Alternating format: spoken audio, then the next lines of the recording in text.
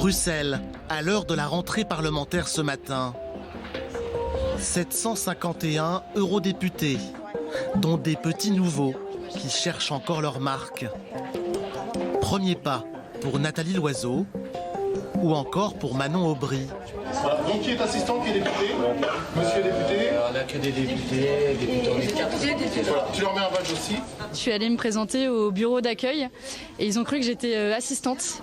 Et donc comme quoi être une jeune femme élue députée, ce n'est pas une évidence et qu'il y aura bien besoin de bousculer cette institution européenne, je crois.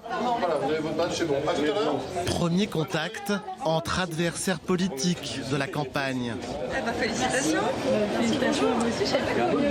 Eh ben voilà. Ces têtes de liste LREM et France Insoumise siégeront bientôt dans des groupes distincts. 8 groupes en cours de recomposition.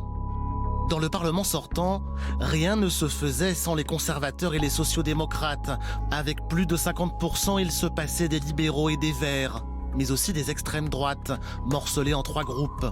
Le nouvel hémicycle change la donne. Les sociodémocrates et conservateurs passent sous les 50%, verts et libéraux montent en puissance. Sans eux, pas de majorité pour des projets, de quoi déjà se voir faiseur de roi. Cela fait de ce nouveau groupe un groupe charnière. Donc nous serons le 3e groupe pour constituer cette coalition de gouvernance qui est nécessaire au Parlement européen. Nous allons discuter avec tous ceux qui sont pro-européens et qui veulent réformer l'Union européenne, sans exclusive. Avec les Verts et les libéraux, le bloc majoritaire est plus instable. Les groupes d'extrême droite comptent d'ailleurs le faire vaciller. Salut Garolf, ça va? Tout va bien? Félicitations à toi. Retrouvailles entre Vlaams Belang belge et Rassemblement national. On pensait un, on espérait 2, il y en a eu 3.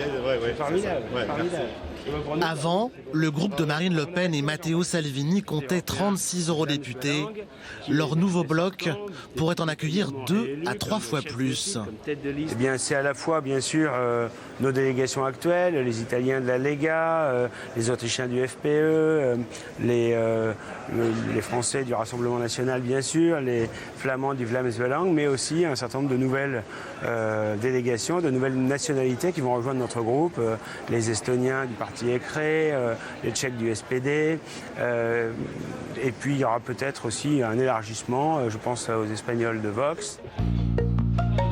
Bruxelles, 1 mois avant la reprise des travaux parlementaires.